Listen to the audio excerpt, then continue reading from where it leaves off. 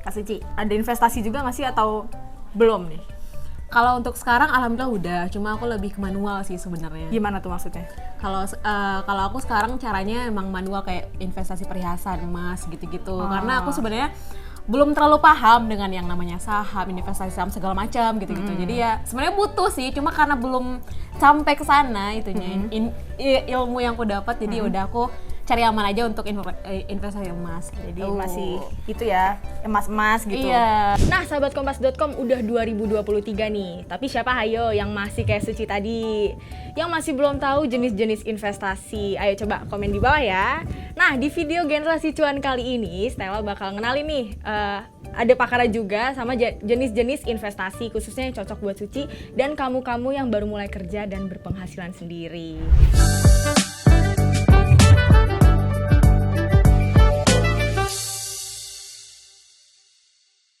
Sekarang aku di sini udah sama certified financial planner Mas Baren Mohadin di sini nih. Selamat datang Mas di Generasi Cuan kompas.com. Gimana kabarnya? Alhamdulillah badannya sehat, jiwanya juga saya rasa sehat dan finansialnya juga sehat. Wih. Semoga Mbak Stella dan sahabat kompas.com semua juga merasakan kesehatan yang sama. Biar nular gitu ya.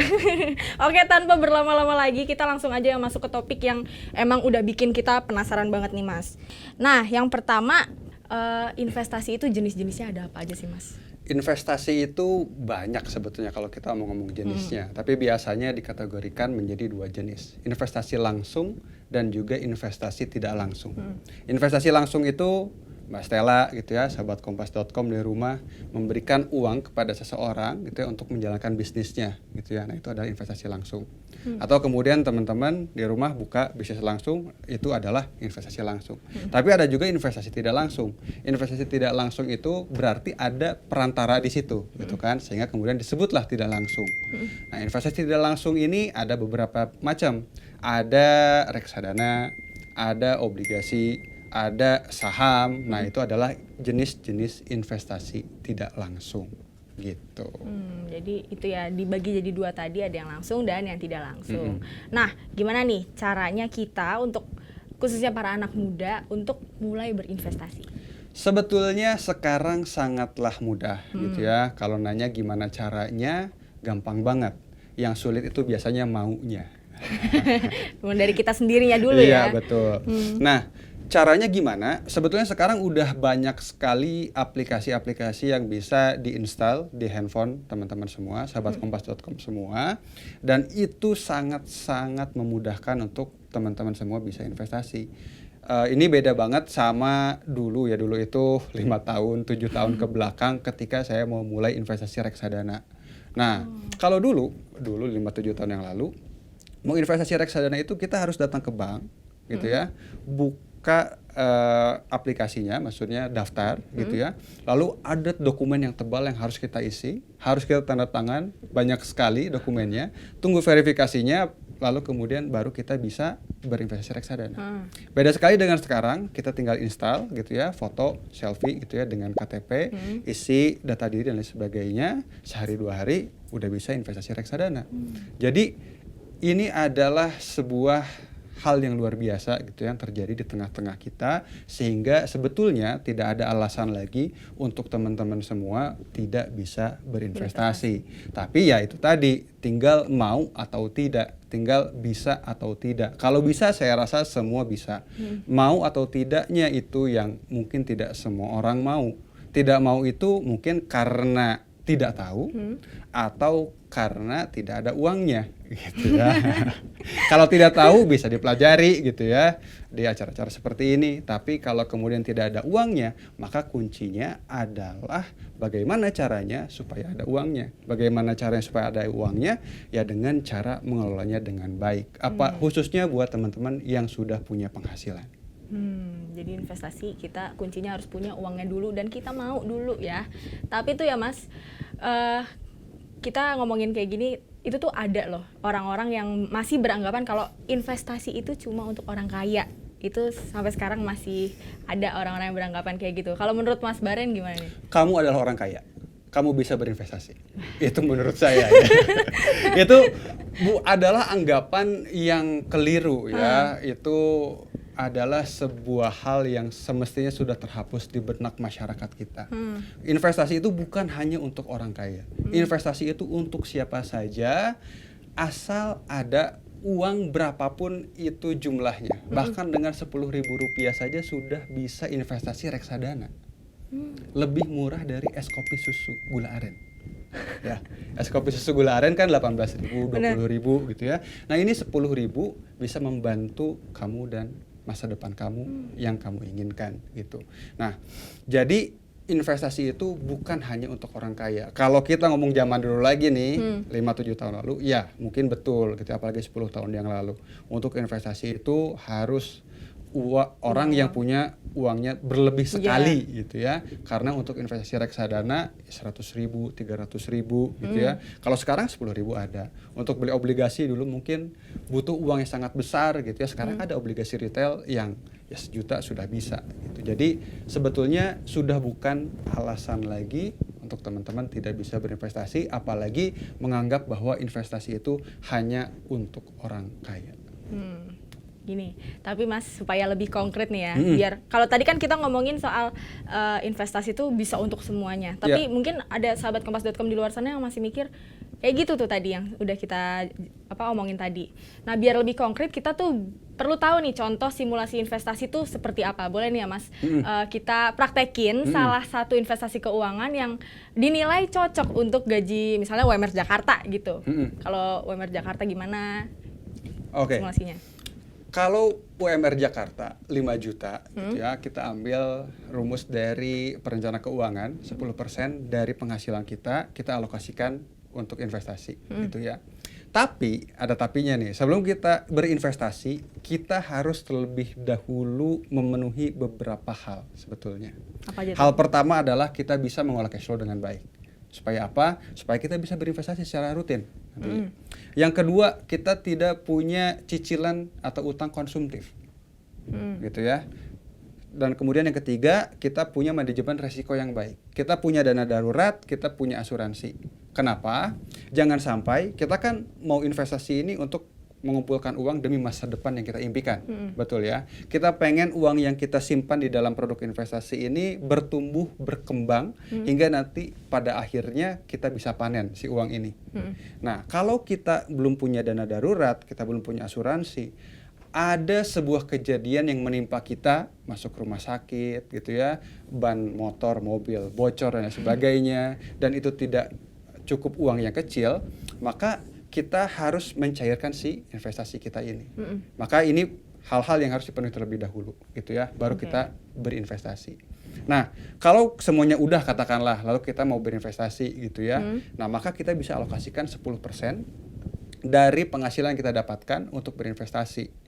Nah, sekarang tinggal pilih kita mau investasi ini untuk apa. Apakah untuk tujuan keuangan yang jangka pendek? Jangka pendek itu biasanya 1 tahun atau di bawah 1 tahun, ataukah jangka panjang? Jangka panjang itu 5, 10, 15 tahun. Kalau jangka pendek kita bisa pilih investasi seperti reksadana pasar uang gitu ya, reksadana pendapatan tetap mungkin. Tapi kalau jangka panjang 5 tahun lagi, 10 tahun lagi, atau mungkin 25 tahun lagi buat pensiun ya katakanlah gitu ya, maka itu bisa memilih reksadana saham atau juga saham sekalian. Jadi kita harus nentuin dulu targetnya tadi ya. Betul. Terus mau jangka pendek atau jangka panjang. Jadi baru kita bisa menilai nih yang cocok buat kita yang mana. Betul. Oh gitu. Nah kalau tadi kita di awal udah ngomongin soal jenis-jenis investasi. Sebenarnya gimana? Sebenarnya investasi yang mana sih yang dinilai paling cuan? Cuan atau untung itu sama dengan cepat. Bener kan? Benar. Ya, ini sahabat kompas.com juga perlu memahami ini. Untung, cuan sama dengan cepat, ya kan? Sama. Jadi kalau saya bertanya, kendaraan apa yang paling cepat? Kereta. Motor. Mobil. Pesawat. Tergantung kan? Iya. Cepat kemana? Itu akan lebih spesifik lagi. Kalau saya dari sini, katakanlah dari kantornya Kompas ini mau ke Monas, paling cepat apakah naik pesawat? Enggak kan? Apakah paling cepat naik kereta cepat yang baru? Apalagi itu. Nah, begitupun sama dengan produk keuangan, produk investasi. Jadi kita jangan hanya melihat apa yang paling untung, tapi apa yang paling untung buat apa. Katakanlah saya mau mencapai tujuan keuangan 3 tahun lagi, 5 tahun lagi, maka produk keuangan yang bisa saya pilih adalah reksadana pendapatan tetap. Sama balikin lagi ke analogi tadi gitu ya. Saya mau ke Bandung gitu ya. Naik apa yang paling cepat, naik apa yang paling pakai apa yang paling efektif? Ya mungkin pakai kereta cepat itu tadi gitu ya. Kalau saya mau ke Jepang gitu ya, apakah kemudian saya naik bajai? Kan enggak juga ya. Tapi kalau dari sini gitu ya ke pasar yang Palmerah itu mungkin naik bajai lebih cepat dibandingkan dengan naik pesawat. Nah, begitupun juga dengan memilah dan memilih produk investasi atau juga memilih produk keuangan. Kalau kita mau ngomong yang paling menguntungkan, ya mungkin saham, mungkin properti, tapi apakah itu cocok buat mencapai tujuan keuangan teman-teman? Belum tentu. Belum tentu ya. Sama kayak obat apa yang paling manjur? Tergantung sakitnya. Tergantung sakitnya. Sama pun begitu dengan produk keuangan dan juga produk investasi.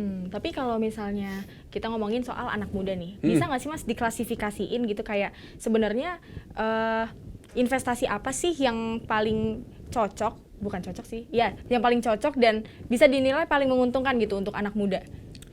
Anak mudanya kalau misalkan baru mau berinvestasi gitu ya, dan kemudian dia tidak berpikir, aduh ya udahlah, yang penting nyimpen aja gitu ya. Saya nggak ada rencana mau apa, yang penting uangnya nggak kepake dan lain sebagainya. Saran saya, kalau kemudian mau nyobain investasi, mau nyobain ada keuntungannya, tapi kemudian resikonya juga nggak gede-gede banget, cobalah dulu reksadana pasar uang ataupun juga reksadana pendapatan tetap.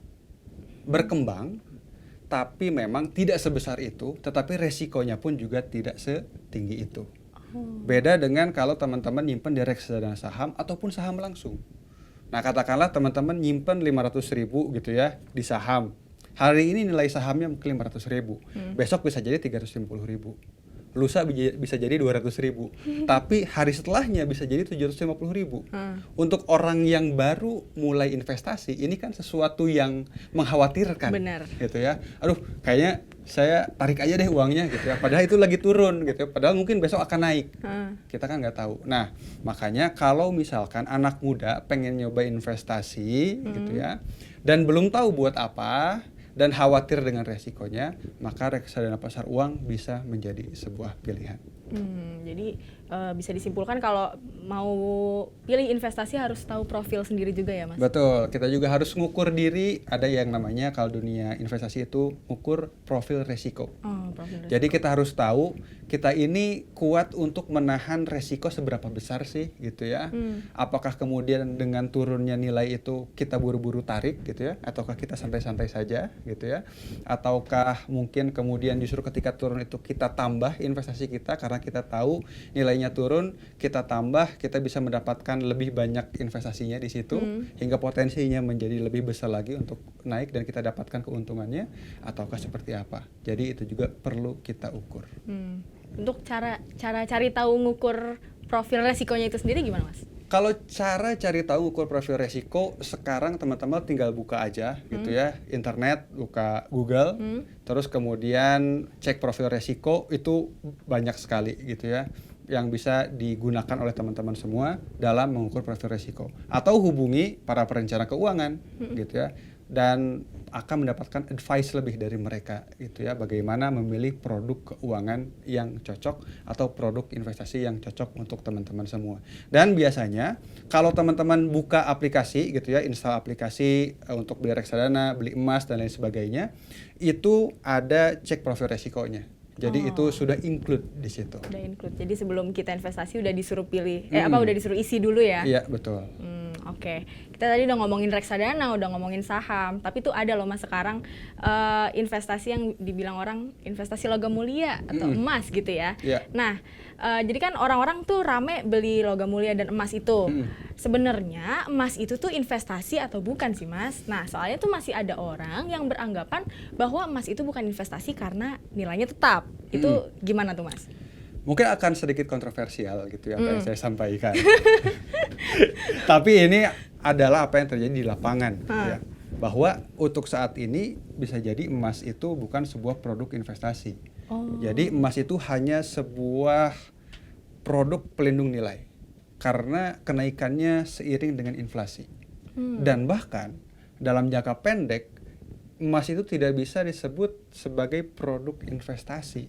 Kenapa? Karena sebetulnya ketika kita beli emas, kita sudah dalam tanda kutip gitu ya, kehilangan uang terlebih dahulu. Karena ada harga jual dan juga ada harga beli. Harga jualnya 1 juta gitu ya, kita beli dari si toko emasnya gitu ya, 1 juta, terus kemudian kita jual lagi ke toko emas harganya 950.000. Kita udah kehilangan 50.000 loh di situ. Benar. Ya. Jadi kalau untuk investasi rasanya sekarang emas sudah bukan gitu ya produk investasi gitu ya, karena dengan beberapa fakta itu tadi gitu ya. Tapi dalam jangka panjang apakah bisa ada kemungkinan itu naik? Ya tentu saja gitu ya. Emas akan terus naik gitu ya, tetapi ada produk-produk keuangan lain yang juga bisa menjadi alternatif. Jadi kalau emas, benar ya tadi anggapan kalau emas itu nilainya tetap itu Ya betul. Kalau emas itu nilainya seiring dengan inflasi yang terjadi. Itu jadi akan menjadi pelindung nilai. Apa artinya? Artinya adalah kalau kita menyimpan uang 10 juta rupiah gitu ya dalam bentuk tunai dan dalam bentuk emas, daya belinya masih sama. Gitu. 10 juta di tahun katakanlah 98 atau 99 kita bisa beli Indomie mie instan gitu ya. Mie instan itu berapa dus gitu ya. banyak banget Banyak 10 banget juta. ya. Karena waktu itu mungkin harganya 500 atau 700 rupiah per bungkusnya. Tapi kalau sekarang itu kita mungkin akan berkurang daya belinya karena harganya sekarang mie instan itu udah sekitar 3.000, 3.500 gitu ya. Ada kenaikan di situ, sedangkan 10 jutanya masih sama. Nah, dengan kita menyimpannya di emas, daya belinya ini masih sama nih. Jadi dia nggak akan 10 juta nilainya. Mungkin sekarang nilainya jadi 20 juta, jadi 30 juta sehingga ketika dibelikan sebuah barang, maka dia akan tetap mendapatkan jumlah barang yang sama. Oke, jadi sama aja kayak nilai uang sama aja gitu kan. Kalau tadi kita ngomongin emas, itu emasnya itu cuma logam mulia kah atau perhiasan juga berlaku hal yang sama? Kalau perhiasan itu sebetulnya lebih lebih rendah lagi dari sisi imbal hasilnya dibandingkan dengan logam mulia yang kepingan. Gitu. Kenapa?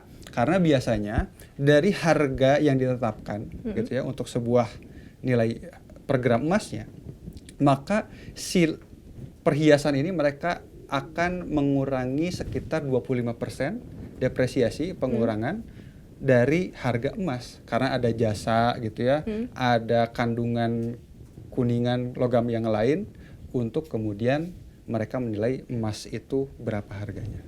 Si perhiasan. Jadi si perhiasan itu biasanya lebih rendah nilainya. Jadi kalau emas itu bisa dibilang sebagai barang yang emang bukan termasuk investasi.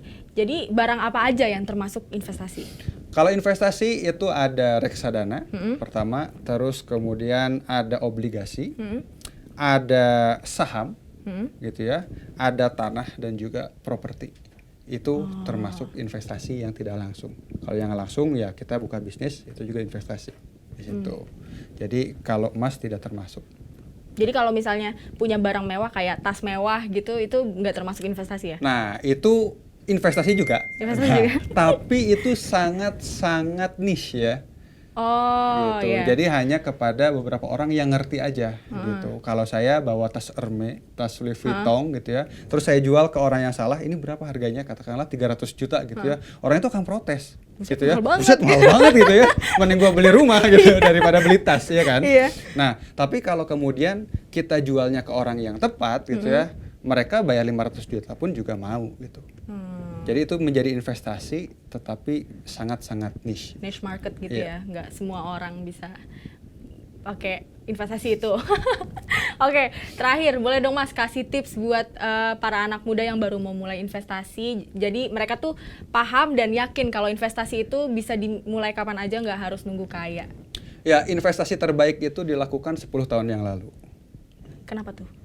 Karena kalau kita investasi 10 tahun yang lalu, kita akan mendapatkan imbal hasil yang luar biasa pada saat ini. Itu kesempatan pertama yang terbaik. Kesempatan yang kedua adalah hari ini. Supaya apa? Supaya 10 tahun kemudian kita mendapatkan imbal hasil yang besar juga karena investasi yang kita mulai pada saat ini. Jadi pesannya adalah jangan tunda investasi gitu ya, karena bisa dimulai dengan nominal sekecil 10.000 saja dan bisa dimulai dari handphone yang teman-teman pegang gitu ya. Jadi beres nonton ini tutup gitu ya, terus kemudian install aplikasi buat investasi, entah itu mungkin beli reksadana, entah itu beli obligasi, saham, dan lain sebagainya. Yang penting adalah mulai dari saat ini dan seberapapun dari nominal yang teman-teman bisa. Nggak usah kemudian mikirin dulu, aduh saya nggak ada nih 10% dari penghasilan bulanan. Yang penting mulai dulu aja. Mau 50.000, mau 100.000, yang penting mulai dan konsisten supaya kita bisa menuai atau memanen hasilnya di masa depan. Nah, sahabat kompas.com, itu dia tadi tips investasi dari Mas Ray. Gimana, udah makin yakin belum untuk mulai investasi? Coba, aku pengen tahu dong, siapa nih yang abis nonton ini langsung tutup, langsung install aplikasi? Coba tulis di kolom komen ya.